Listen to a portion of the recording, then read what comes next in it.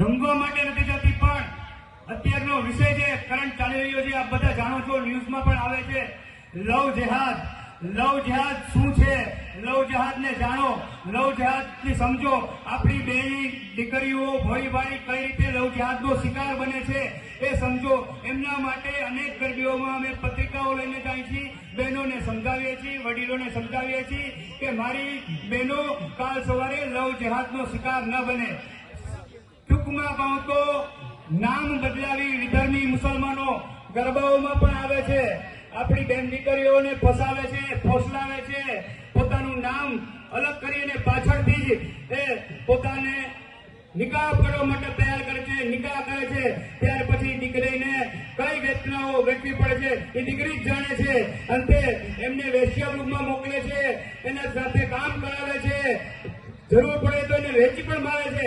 આ લવ જેહાદ એક મોટું ષડયંત્ર છે અને પૂરા ભારતમાં ને વિશ્વમાં લવ જેહાદનું ષડયંત્ર ચાલી રહ્યું છે.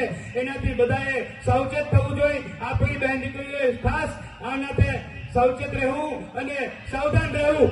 તમને એક નાની વાત કહું કે તહેવારો ચાલુ થાય, ગણપતિ મહોત્સવ આવે. ગણપતિ મહોત્સવની અંદર આપણા ધોતી જબ્બો પહેરી અને આરતી કરતા હોય હિન્દુ ભાઈઓ, અને આપણી બહેનો પણ ત્યાં હોય, અને આ જ ગણપતિઓમાં કુલચો અને માથે વિધર્મી ટોપી પહેરી અને આરતી કરવામાં આવે. બીજે દિવસે ન્યૂઝમાં છાપાઓમાં છપાય કે હિન્દુ મુસ્લિમ એકતા ના દર્શન થયા. બધા સમજી શકો છો કે આ એક નાટક છે.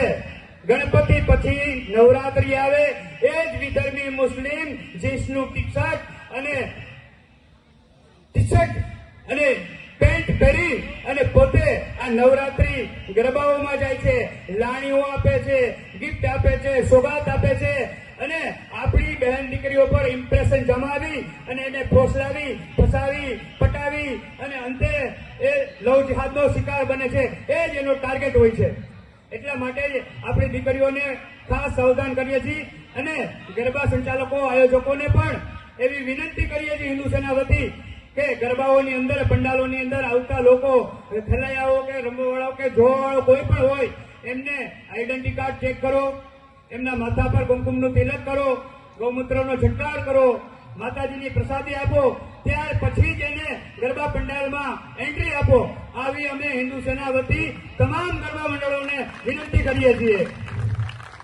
વધુમાં સંદેશો એ પણ આપીએ છીએ કે આપણા ગરબી સંચાલકો જે છે, નાની ગરબી હોય કે મોટી ગરબી હોય, તેમના વગાડવા વાળવા, તેમના ગાયકો, એન્કરો, ઇલેક્ટ્રિક કામ વાળા, કોઈ પણ જાતનું કામ આપણા હિન્દુ ભાઈઓને જ આપો, ન કે મુસ્લિમ વિધર્મીઓને આપો કે જે આવતા સમયે આપણી બહેન દીકરીઓની મજાક કરે અથવા તો આપણી બહેન દીકરીઓને આ જ પંડાલોમાંથી ફોસલાવી અને લવ જેહાદનો શિકાર બને. આટલું અમે હિન્દુ સેના વતી તમને ઓછા સમયમાં કહીએ અને તમે વધુ સમજો એટલી આશા રાખીએ છીએ. પહેલગામની ઘટના બધાને યાદ છે. પહેલગામમાં ધર્મ પૂછીને માર્યા હતા. બધાને યાદ છે? પહેલગામમાં ધર્મ પૂછીને માર્યા હતા. તમે એટલું તો કરો કે આપણી ગરબીની અંદર જે આવતા લોકો છે કે જે કોઈ આવે છે, જોવા આવે છે, રમવા આવે છે, તેનો ધર્મ પૂછીને એન્ટ્રી આપો. આટલું તો કરી શકશો ને? જય શ્રી રામ, જય શ્રી રામ.